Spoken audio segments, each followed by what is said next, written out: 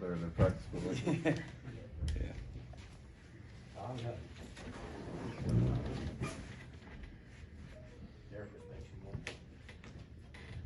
All right. Coach, I guess First question always. Coach Houston wasn't thrilled with the defense yesterday, but he said it was better today. Just your thoughts on the early prep for Adam? Yeah, I think every day we can't miss an opportunity. I think I talked about that the other day.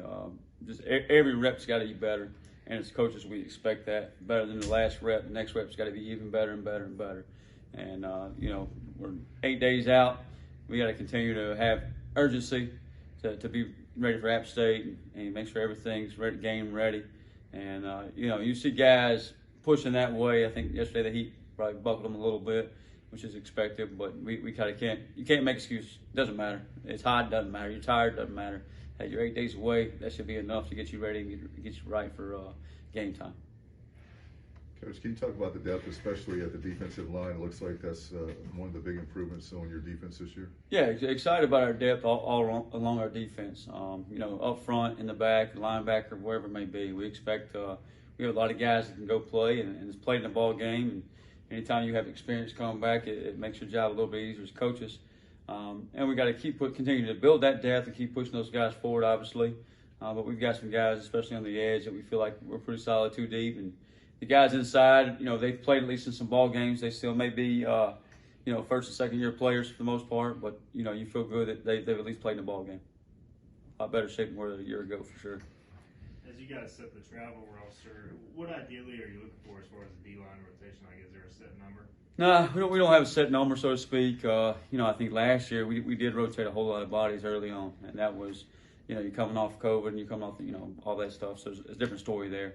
Ideally, you'd like to play 2 deep for sure up front to keep those guys rotating and fresh. If we have to dig into a third guy or 5 guys on the edge for 2 spots or 5 guys inside for 2 spots, you'd be okay with that. What happens is you get down to, if you're rotating, 1s, 2s, and 3s all throughout practice, are they really getting enough reps to be game ready? Are they really seeing enough looks to be ready for App State or any football team this fall? So you would like to say, hey, these 4 guys handle these 2 spots, or these 5 guys handle these 2 spots. That way, every rep they get, they feel like, hey, come game time, I've seen everything I'm going to see, and I'm prepared, and I'm ready to rock and roll. Aaron Ramshaw is a guy, obviously, that a lot of people are ready to see in a game action again. Where does he best fit in this kind of linebackers? And is he, what kind of impact do you expect from him next week? Yeah, I'm ready to see Aaron too. I mean, we see flashes, right?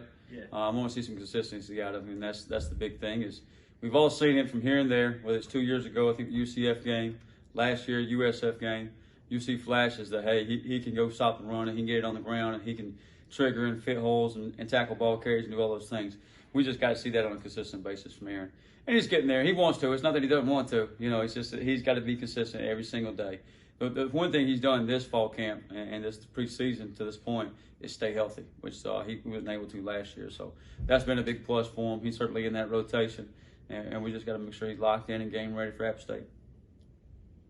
You look at App State, I think one of their receivers, Sutton, didn't play last year, and obviously the quarterback wasn't at App State. I mean, where are you at just with some of those factors as far as just game planning and knowing what to expect maybe? Yeah, so there's some unknown there. You've got a receiver didn't play last year who caught 50 balls the year before. You got Bryce coming over from Duke, new offense system for him. So he's played at 3 different colleges now, Clemson, Duke, and now he's at App State. You got a new offense coordinator in Ponce that's was at Louisville. But, you look at it, they're really kind of all still in the same family. I mean, Sutton, he was a big factor for him 2 years ago. Hennigan caught 80 balls that year. He caught 50 balls. We kind of see them the same. Maybe Sutton's got a little bit better speed. I don't know. Both really dang good football players. I know that. Ponce was there at App State before, comes back. You think they're going to still run the outside zone, the stretch play, throw play action pass, spread you out.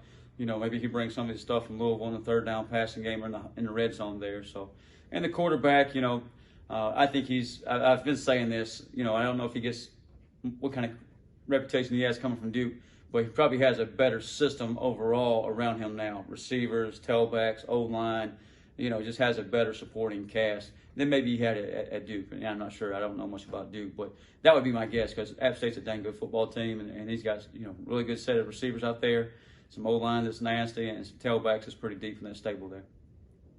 How much does Coach Dow's help with your defense? defense, just bringing new philosophy, and also with the edge run. Yeah, he's done a great job in the edge room, and we're seeing you guys come off the ball, come off the edge, and get the quarterback here in preseason, and done a nice job just building some depth out there. And I think they're playing better than they ever have. And he's brought a lot of new thoughts to the room, and that's always good to have. Hey, maybe this is how we twisted things here or did things there, and so it's been good for us to kind of adopt some of those things and add them into our little package here. What changes for you guys? As Coach said, game week starts on Friday. So what changes? Is there a mentality switch? Yeah, so we've really been in App State preparation all week. We finished up our last scrimmage last Saturday.